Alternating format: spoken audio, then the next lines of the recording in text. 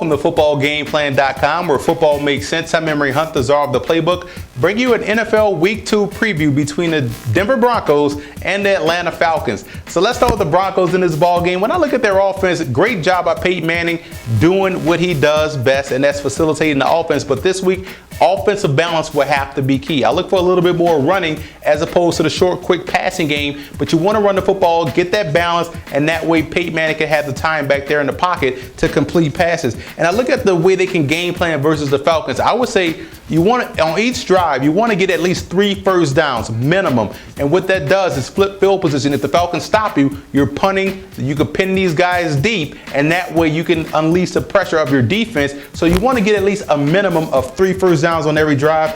And baiting Asante Samuel, who's now going to be in there replacing Brent Grimes. You want to bait this guy or Dante Robinson, but you want to focus on Asante Samuel and bait him into biting on a pump fake, biting on a double move, and taking advantage of that aspect. And you want to out-formation the Falcons defense. Get these guys moving all over. You want to make the Falcons defense moving parts. Get these guys going all over the place, and that way you can control what you want to do offensively. And on the defense side of the football, you got to get off the field. Third down defense was terrible last week against the Steelers. You have to get off the field, especially against a team like the Falcons that can run the football. And when the Falcons are in 3 wide formation, send extra. Force Matt Ryan to get that football out quickly so that way your corners can rally up and make the tackle. I think the Broncos are one of the more talented teams as far as tackling is concerned. You don't see a lot of missed tackles from the Denver Broncos. X factor in this ball game has to be the Broncos defensive ends versus the run. They got to stop the run versus Michael Turner in order to have some success in stopping Atlanta's offense.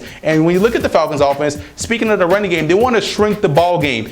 Let's not get it twisted. The Falcons still can run the football against anybody. They still have Michael Turner back there. They can slow the pace of the game down. You don't want to make this Matt Ryan versus Peyton Manning. You want to make it Michael Turner versus the clock for the Denver Broncos. And also I look at Julio Jones underneath. I love the way he gets the football and also heads up field. His ability after the catch is special. Get him the football very quickly and allow him to make moves throughout the Denver Broncos secondary. And utilize Jason Snelling much more in the passing game. It's going to neutralize some of that pressure. You can also get in a situation where you can influence guys on defense to do things they don't want to do. Like if they're thinking about rushing and they see Snelling out there flanked, they're not going to be as aggressive. They're going to keep an eye on what he's doing. So utilize Jason Snelling in a situation where you can have an advantage. And defensively, attack aggressively versus the short passing game. Do not sit in a reactionary mode versus Peyton Manning. He will pick you apart. You have to play defense aggressively. That's the name of the game. And Pariah Jerry and Jonathan Babineau,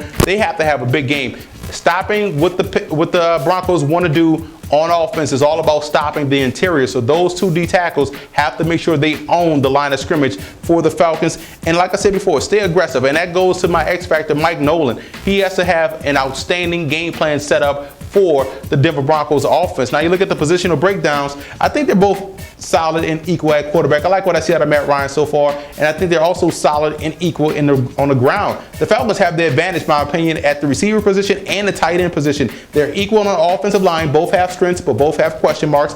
D-line goes to the Denver Broncos. Linebacking core, I think, is equal. Very underrated Falcons linebacking core. Secondary, even without Brent Grimes, I think they're equal because I like the safeties of the Atlanta Falcons. And I think special teams goes to the Denver Broncos with their kicking game. I think they have one of the best kickers in Matt Prater.